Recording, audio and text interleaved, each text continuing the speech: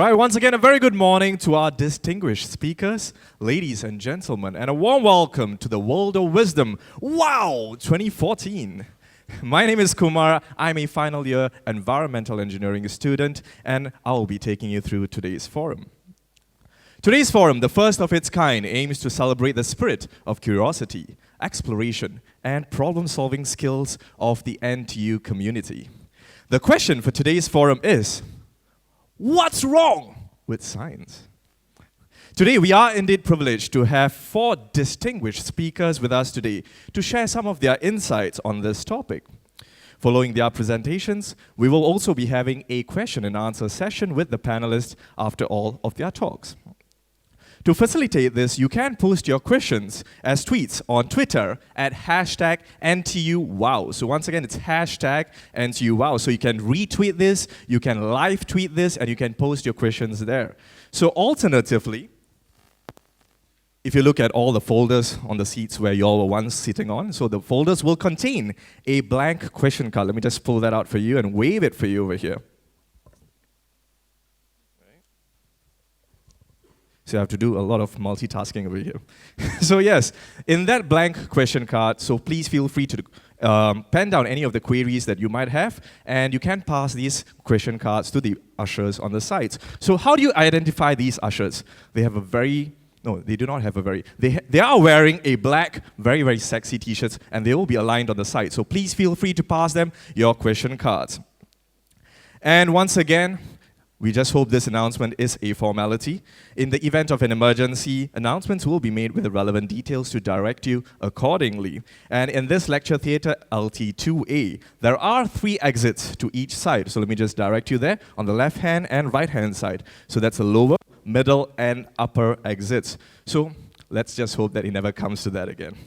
So yes, a warm welcome to World of Wisdom 2014. Before we get started proper, I have a NTU matric card with me, so I'm going to try and get this name right before we begin. Wang Zilin. So yes, I have your matric card with me. I think you might have dropped it, so I'll just leave it on the side here. You can make your way down to pick it up after that. So yes, beginning the event proper. At this juncture, I would like to invite the NTU WOW founding chairman, Mr. Vivek Manoharan, to give his welcome address. Mr. Vivek, please.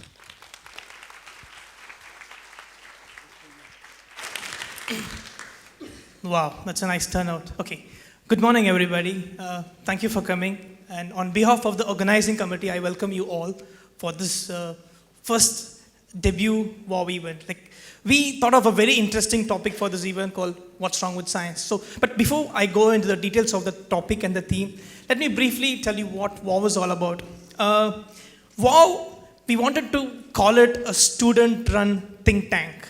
Rather than calling it a club or an event or a project, we wanted to call it a student-run think tank because we wanted to celebrate, like Lalit said, we wanted to celebrate that spirit of curiosity and problem-solving skills which the NTU community has. Because we are all inherently curious. We all have those interesting questions in our mind, like, what is happiness, what is luck, like where do we come from, is there God, is there sixth sense? So what we want to do through the NTU World of Wisdom is to take an unconventional approach rather from the mainstream education and discuss these interesting questions like we did for our previous TEDx NTU event. Yeah, NTU World of Wisdom was based on our TEDx NTU experience, and if you look at our previous TEDx NTU events, we based it on some very, very interesting topics like happiness, because we understood that mainstream forums or conferences don't really discuss happiness as a science. So we tried doing that.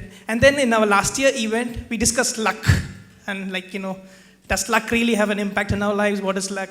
So this year, we wanted to move away from the TED restrictions and TED branding, and we called ourselves the NTU World of Wisdom, a student-run think tank, discussing interesting topics which are unconventional, thereby, gives us this forum to discuss. Okay, coming to today's topic of what's wrong with science. There's a common misconception about science, that science is only being done by scientists and engineers. But that's not really true. If you look at the definition of science per se, science is nothing but a systemic study. Science is nothing but you observe, you do experiments, and then you conclude. So, by theory, even a lawyer, a historian, or a philosopher, a scientist, or an engineer, all of them are doing science. But what we wanted to discuss today in this topic is the status quo of science and the scientific academia and the scientific industry. Okay, one thing is that are the current metrics of science, which we all go through, like, popular media, how science is being represented in the popular media, and then comes press, how science is being seen by the press. For example, I'm sure you must have heard of the recent Japanese stem cell expose, where the researcher faked the stem cell results. Apparently, it was supposed to be groundbreaking, but then it was found out that, it was merely a Photoshop work. And then there's also another interesting expose, about the red wine, about red wine and its effects on cancer. Apparently, that was also found out to be a fraudulent research. So, what's happening here? Is it that science is being systemic, thereby people are understanding the system and trying to game the system? And next comes the influence of popular media. Because when science publishes these interesting results, it always does it with a level of uncertainty. But what popular media does is takes that and simply makes it popular, thereby falsifying the entire context. So what we intend to discuss today is that, is science as a system failing? Or that infallibility of science, is it going away? And most importantly, what's wrong with science? Okay, without any further ado, I would like to hand over mic to MC. But before I do that, I have a very interesting video which we all came across, which inspired us to discuss this topic. So I would like to play the video first, and then, yeah, John. When you are studying any matter or considering any philosophy, ask yourself only, what are the facts and what is the truth that the facts bear out? Science is more than a body of knowledge. It's a way of thinking, a way of skeptically interrogating the universe. If we are not able to ask skeptical questions, to be skeptical of those in authority, then we're up for grabs. In all of science, we're looking for a balance between data and theory. You don't have to delude yourself with Iron Age fairy tales. The same spiritual fulfillment that people find in religion can be found in science by coming to know, if you will, the mind of God. The real world, as it actually is not evil, it's remarkable. And the way to understand the physical world is to use science. There is a new wave of reason sweeping across America, Britain, Europe, Australia, South America, the Middle East and Africa. There is a new wave of reason where superstition had a firm hold. Teach a man to reason and he'll think for a lifetime. Think for a lifetime.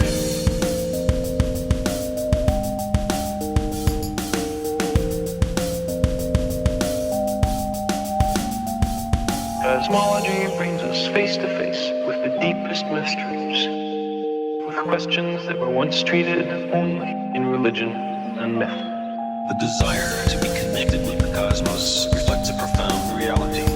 We are connected, not in the trivial ways that astrology promises, but in the deepest ways. I can't believe the special stories that have been made up about our relationship to the universe at large. But look at what's out there. It isn't in proportion. Science is more than a body of knowledge. It's a way of thinking, a way of skeptically interrogating the universe. There is a new wave of reason sweeping across America, Britain, Europe, Australia, South America, the Middle East and Africa. There is a new wave of reason where superstition had a firm hold. Teach a man to reason and he'll think for a lifetime. Think for a lifetime.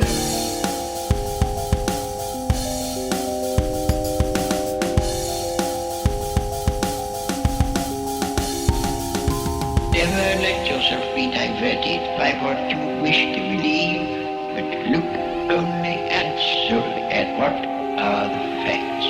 Enjoy the fantasy, the fun, the story. But make sure that there's a clear, sharp line drawn on the floor. To do otherwise is to embrace man. There's a new wave of reason sweeping across America, Britain, Europe, Australia, South America, the Middle East and Africa. There is a new wave of reason where superstition had a firm hold. Teach a man to reason, and he'll think for a lifetime. Think for a lifetime.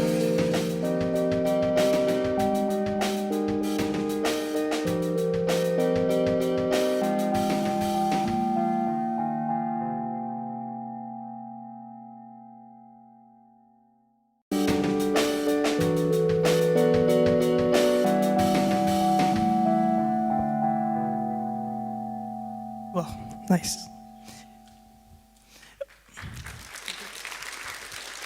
Okay. The interesting thing with science is that, like Carl Sagan said in this video, it is a way of thinking, way of systemic thinking. But as you know, the ones who are thinking are humans, and humans are infallible. So the system is infallible too. So maybe after today's forum, we will be able to get some interesting insights about that infallibility, and then proceed further and understand what we do as scholars, as students, or as NTU community. Okay. Before we start, I would like to dedicate this forum to our generous donor, Professor John Cheng. Professor John Cheng was the one who made this entire event possible based on his generous donations. I would also like to thank the Student Life Office and the NTU Student Affairs Office, and most importantly, my friends at the NTU Graduate Student Council for supporting this event. So without any further ado, may I present NTU World of Wisdom. Thank you.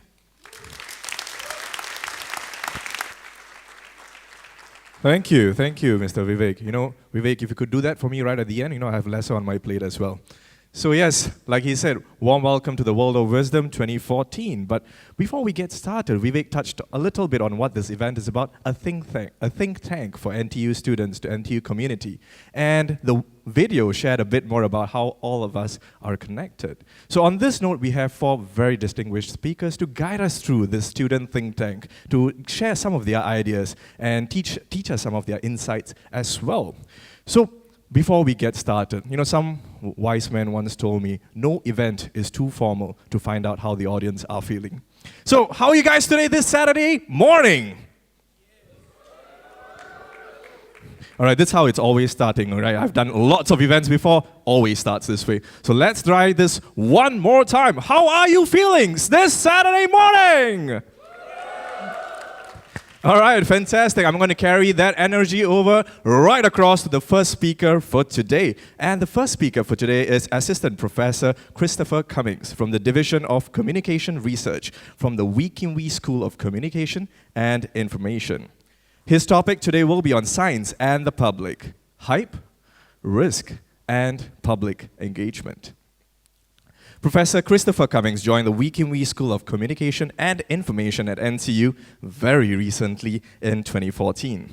Prior to joining the school, he taught at North Carolina State University and has years of experience consulting with government agencies and industry partners. His research examines several domains, including risk communication, science communication, governance of emerging technologies, and public opinion research concerning synthetic biology, nanotechnology, and geoengineering. That's a pretty lengthy sentence over there.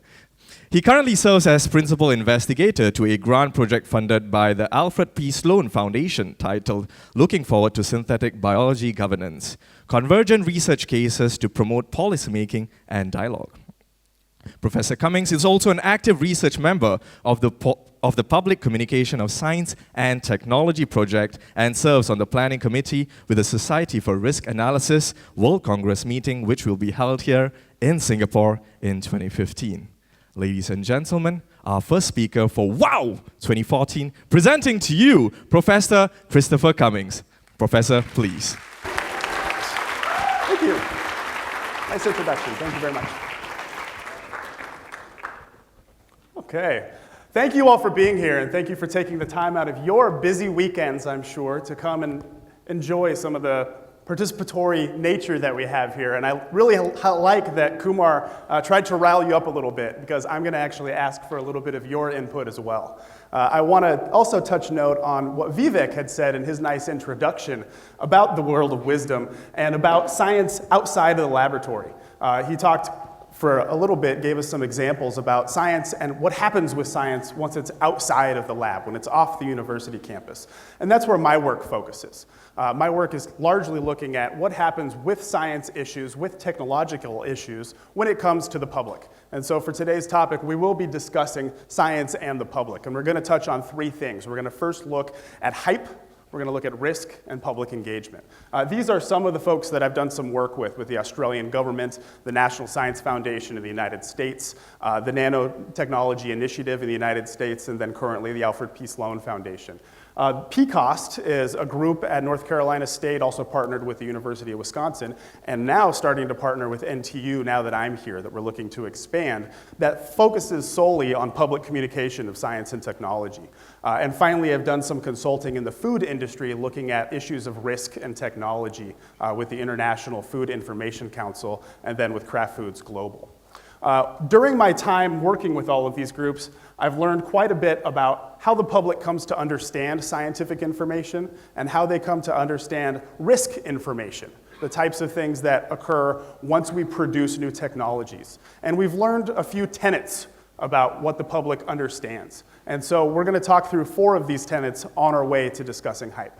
And tenet number 1, what we know about the public generally is that the public knows very little about science. And I think that most of you would agree with me.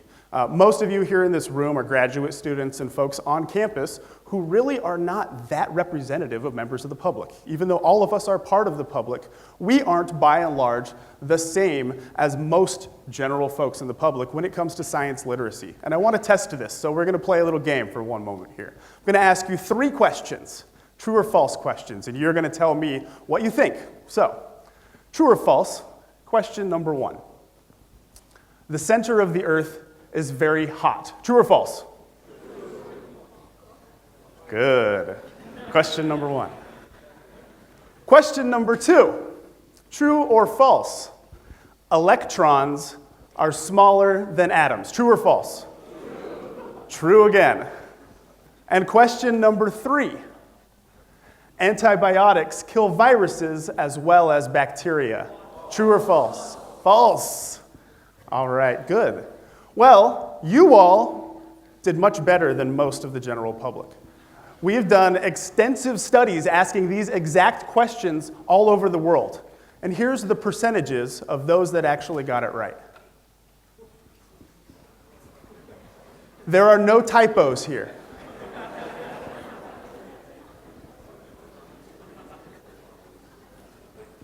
We know, by and large, from studies like this, that generally the public has a low science literacy. In this study, there are over 100,000 participants around the world. These are representative samples of each country. Okay? So we know that the public generally knows very little about science. We also know that the public knows even less about emerging science and technology. As noted from my introduction, I deal in emerging science. So I look at issues involving nanoscience and nanotechnology, synthetic biology, and geoengineering. Nanotechnology working on a molecular scale, synthetic biology recreating new systems and life systems using engineering principles. It's the merging of engineering and biology. And geoengineering, looking at curbing climate change through technological means. Very highly advanced things. Some of you may be working in these fields. When it comes to the public, they know even less about these sorts of issues. Which brings us to tenet number 2. The public has self-selected out of science literacy and scientific inquiry. And what do I mean by this? I mean that the public, by and large, has chosen to not engage themselves in science issues. And why should they?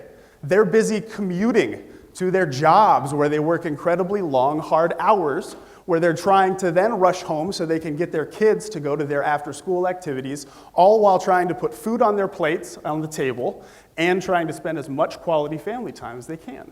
So science issues are something that are not prioritized heavily when it comes to the general public. Which brings us to point number 3. What the public does know about science and technology often comes from mediated sources.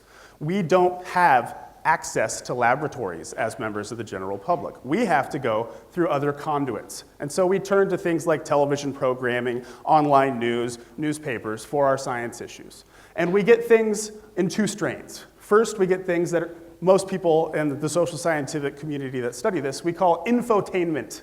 Right? These are our beloved Nova shows and our beloved shows like Cosmos and our documentaries that are all trying to popularize science and make it something fun and interesting. Infotainment does not reach to the general audience. Infotainment reaches to those who seek it out and want to expand their knowledge. So we know from this that the general public doesn't necessarily watch too much of this, nor, if you look at the actual statistics on those who visit things like science libraries, science museums, the general public aren't going to these places on their day off. And that's something that's troubling. What the general public is getting is news. And they will read science news, and they'll read news that's more pressing about risk. And they'll look at science issues through a lens that affects them more. What we also know about science news and technology news is that these sources often hype the promises and they hype the perils of emerging science, and especially around new technologies. And that brings us to what hype is. When we talk about hype, what we're really looking at is a marketing tool, right? It's a rhetoric idea. And hype is this stimulating, dramatic publicity of some kind of purpose for creating interest, right? We hype stories so that way people will want to read them. And this is what we see when we're reading cases about red wine. Is it good for you? Is it bad for you, right? Chocolate, how much of it can we eat before it turns into something we shouldn't eat anymore, right? These are stories of hype. And we see it quite often when we're looking at new technologies. And we see it in stories that look like this, magazine covers and layouts. How can nanotechnology re-engineer us with all the different ways that nanotechnology can humanly enhance us, right? From things like new teeth implants to make our teeth stronger, to brain implants that are going to make us smarter. Some of you saw the G.I. Joe movies. You think you'll end up with superpowers. And that's hype, right? We see it all over the place, using nanotechnology in HIV treatments. We see it here, interactive food that uses nanotechnology to change flavor, nutrition, and color based on the person who's eating it, where the food will actually change what the food is consisting of because it can sense that you have diabetes and will self-regulate the sugar intake. Fascinating, right? And we see it most recently with recent coverage noting that people should be eating chocolate bars that have silver nanoparticles in them because it will cure you of Ebola. Right? And now we're seeing the counter stories saying, no, that's not true at all, right? But these are all hyped stories. And when we look at hyped stories, we have to understand that this isn't just a linear thing that happens. What we end up with is actually a hype cycle. And it's something that's very difficult when we're trying to communicate with the public. On this hype cycle, we have two axes. We have on the x-axis, maturity. This is a timeline, right? And on our y-axis, we have visibility. How much is this story, is this idea, is this technology actually be taken up by the public and by the public mindset? And so the cycle and the curve actually looks like this. This is Gartner's work.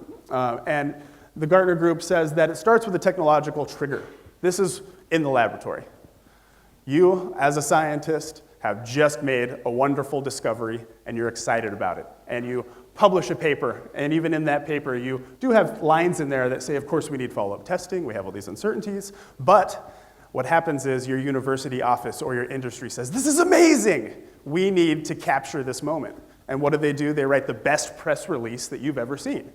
And that press release goes out, and before you know it, your inbox is full of emails from people trying to get interviews, from people who want to do news coverage, and before you know it, this one small finding has suddenly taken off, and it's gotten a lot of positive hype. And the public has heard about the work that you're doing, right? And this happens very quickly. Now, once you get up to the top of this public visibility, you end up reaching this idea that Gartner notes is the peak of inflated expectations. And unfortunately, from here at the top, there's only one way to go, and that's back down, right? This happens because once you hit that top mark of all of this positive hype, other voices start taking over the visibility. And other voices start noting, that study noted the uncertainties that they had in there. That study noted that they needed all of these other follow-up. And because of it, we actually get a lot of pushback, and it's called negative hype. And we end up seeing in the public mindset and public opinion, this pushback drops us into some kind of disillusionment. Gartner calls it the trough of disillusionment. And it's from this point that people go, oh, we're really skeptical about that new science, right? We're really skeptical about that new technology.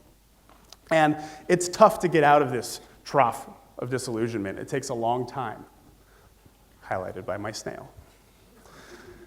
And that snail creeps back up in the public visibility into what we note as the slope of enlightenment. And this slope of enlightenment is when the public starts to realize and visualize the good that this technology can bring. And finally, we reach a plateau of productivity, which can be years down the road from that original technological transfer, where the technology is actually being used and implemented by the public. All through this process, though, we see a ton of media reports, a ton of communication going on in the public's mind. And a lot of it is based around controversy, and it's based around risk. Controversies happen all the time, and they're difficult for the public to distinguish. When we consider nanotechnology, we see nanotechnology as a huge set of technologies, where many of them are unlike many of the other parts, and we still have it under this umbrella term of nanotechnology. So we may have things like advances in medicine, where we're using nano and nanoparticles to actually fight and cure cancer. But at the same time, we see reports that other nanoparticles cause cancer. And this is difficult for the public to wrap their minds around. Because when you read quick headlines and you see first, nanotechnology promises to cure cancer, and then you read, nanotechnology can give you cancer, how do you make sense out of this? And we know that if you took the time to logically think through it all very rationally and deeply, you'd know that these are completely two separate cases. But because they both share the moniker nanotechnology, we see this similitude. And we see people making quick decisions and having biases based on similarity, where they equate them at one at the same, and this controversy becomes confounding, so it's better to just stay out of science issues. And that's unfortunately what we see with a lot of issues in the public. And that brings us to tenet number 4. Concerning our general public, the public may not be so much concerned with science issues, but they are very concerned with the risks of technologies and with the risks of scientific applications. So they want to know, not necessarily how it works, but if it's safe, right? And that makes sense, because when you're busy rushing around trying to get food on the table, you want to make sure that the food they eat is safe, you want to make sure that the activities they engage in are safe, and you don't want harm to come to your family, right? So when we get to this idea of risk, we have to understand what risk actually is. Don't be scared, all right? This right here is risk. It's actually a very simple algorithm. This is the dominant algorithm used in risk studies. It's the risk paradigm. It's been around for probably 50, 60 years at this point. And what this equates to is that risk is equal to the function, RF, of magnitude times probability. So basically, risk is made up of two parts, magnitude and probability. And this is the dominant algorithm that's been used by toxicologists, by epidemiologists, et cetera, to understand what are the risks of a certain thing, right, for the public. And when we look at this, we have magnitude and probability. So we have magnitude, which is equal to the degree of harm that a certain risk event can actually give us. And so when we're talking about the magnitude, we're looking at how bad is this thing for you? And probability is the likelihood that this actual risk event can take place. So if we have a low probability and a low magnitude, we get things like paper cuts, right? They don't happen very often, and when they do, they're not that big of a deal. But then you can have a high magnitude and a low probability, right? Very dangerous, happens very rarely. And we see this happen with things like plane crashes, right? We know from the statistics that air travel is very safe, much more safe than riding around in cars. But when we see these types of large-scale disasters, it's very difficult for us to rationalize and make sense that this is still a safe way to travel, and we've seen that quite recently. We also have things like low magnitude, high probability. And for those of you who are like me and are allergy sufferers, that's what this is like. It's an ongoing nuisance that you have, right? It's a low level problem that happens all the time. And finally, the high, right? The high magnitude, high probability. And some of you in this room are engaged in this one, right? So when we're talking about risk, we also need to know that for the public, it's different, right? This risk paradigm, that risk is equal to the function of magnitude times probability, is not how the public operates, right? The public will not do all of the math involved to understand this potential likelihood, right? Nor will the public likely make choices based on this algorithm. And you all most certainly represent the public, as do I, when it comes to this. For most of us, when we are looking at risk issues, we add an extra variable to looking at risk issues. And that variable is outrage. Because when you look at risk issues, we tend to overestimate risks based on certain things and underestimate risks on certain things. We get outraged when those risks affect populations that are already vulnerable, like small children and the elderly, right? We get outraged when the risks seem really exotic and unfamiliar, like nanobots coursing through your veins, right? And we get outraged when the actual risk is uncertain, and scientists say, we don't know what the risks are yet. All of these things can help us to become outraged, and they can actually end up leading to things like protests and pushback from the public on the science that you're actually involved in creating. Now, when we're talking about trying to work with the public, we have a pretty large and extensive time frame with which we've actually done research on how to actually engage the public on science issues well. Back in the 1980s, we started with what's called the deficit model of communication, deficit model of science communication. And this model hypothesized that, well, the public knows very little about science, so we should give them more science, right? And that if we inform the public about science, then they'll come to like science more. And we've, since the 1980s, debunked this. There are hundreds of studies that say that this simply is not true, that if you shovel more science at people, they won't necessarily like science, right? And in fact, we've learned that people who dislike science, if you shovel more science at them, they dislike it even more, right? So this deficit model, we know, does not actually help all that much. And we've moved from that to other models. One that's vogue right now is the population and dissemination model. And this model preaches to the choir, as they would say if you're to use an old maxim. And this population model already engages an active group. You all right now are a part of this model, okay? Because what we're doing with this model is trying to popularize science among those who are already interested in science issues. And we're able to do this in incredible fashion today. Right now, this time is the golden age for the popularization model, because we have things like digital media where you can tweet about NTU WOW events, and you can share on Facebook with others, and that may mobilize and entice others to actually get involved with the science. Okay? But those are already people who want to be involved in the science, unlike the deficit model. We also have the strategic communication model. This is focused on trying to understand audiences in very complex ways, because we know that the public, as I've stated earlier, isn't just the public. We know that within the public there are lots of publics, right? Lots of groups. And so we do audience analysis to try to understand their values and sensibilities, and then we do message testing to see what types of messages will actually be best to engage them on science issues and increase their science literacy.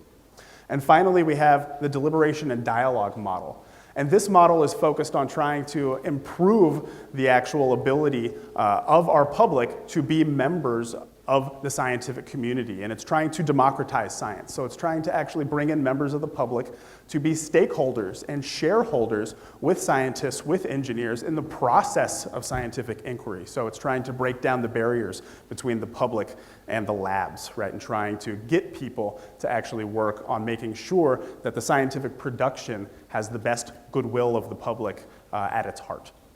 And with that, we have three grand questions, and these are the challenges for you all that we haven't answered yet.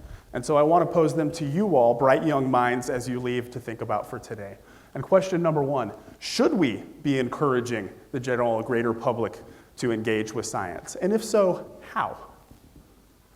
How can we ensure that the public's well-being is represented in scientific endeavors? And how can we improve our communication with the public about science? And I want to leave you all with a quote that I find to really highlight all of this and encompass this entire event today. And that's one of the lesser-known quotes of Albert Einstein. To raise new questions, new possibilities, to regard old problems from a new angle requires creative imagination and marks real advance in science. And with that, I'll say thank you.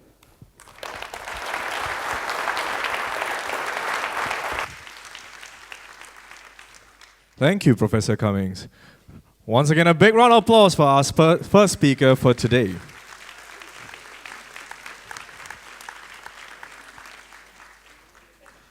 Towards the end, he touched a little bit about 3 questions. Even the last quote that he mentioned encompassed a little bit about a question. And on that note, should you have any questions on his presentation, please feel free to tweet about it at #NTUWow. And the alternative is you can write it down on your question card and pass it to our ushers on the side. So that's another alternative as well. And we will have a discussion and a question and answer session right at the end. Our second speaker for today is Assistant Professor Teru Miyake.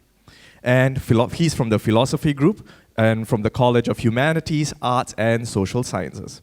Today, his presentation will be on what is good science. Professor Teru Miyake was born in Yokohama, Japan, but spent much of his childhood in San Rafael, California. He attended the California Institute of Technology, Caltech, and received a BS in Applied Physics and Bachelor of Science in Applied Physics. After working as an engineer for a few years in Japan, he decided to pursue his interest in philosophy and got a PhD in philosophy from Stanford University. He currently works on the epistemological problems concerning partially inaccessible systems. In his free time, he enjoys thinking about epistemology, logic, and the philosophy of science. That is quite a spectrum over here, and I'm very, very sure you'll enjoy the next presentation. Ladies and gentlemen, without further ado, our second speaker of this forum, Assistant Professor Teru Miyake. Sir, please.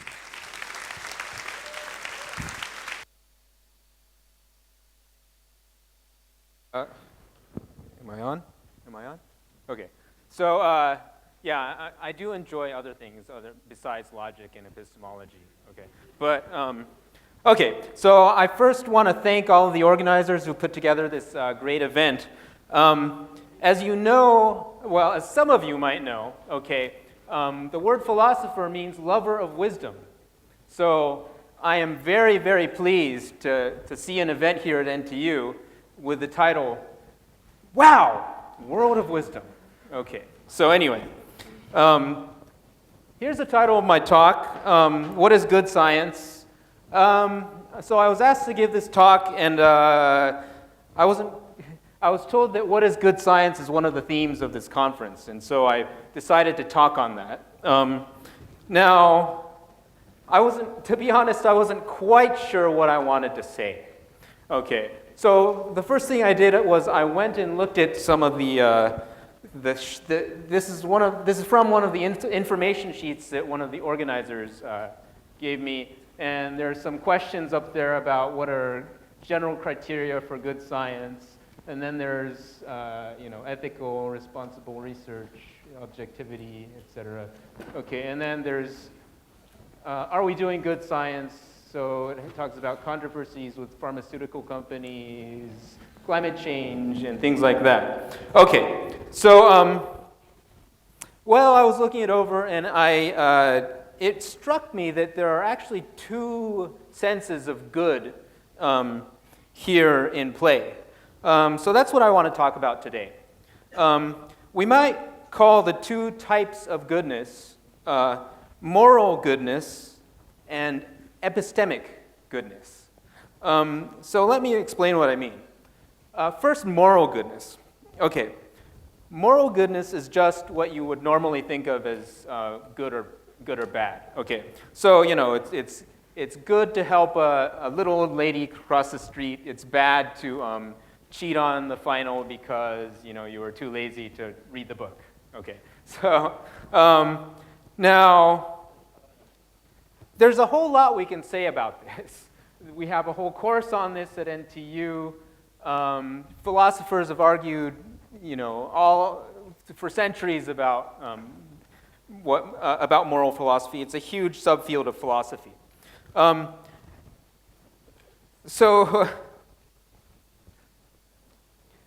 the central question of moral philosophy is the question of what makes an action right or wrong.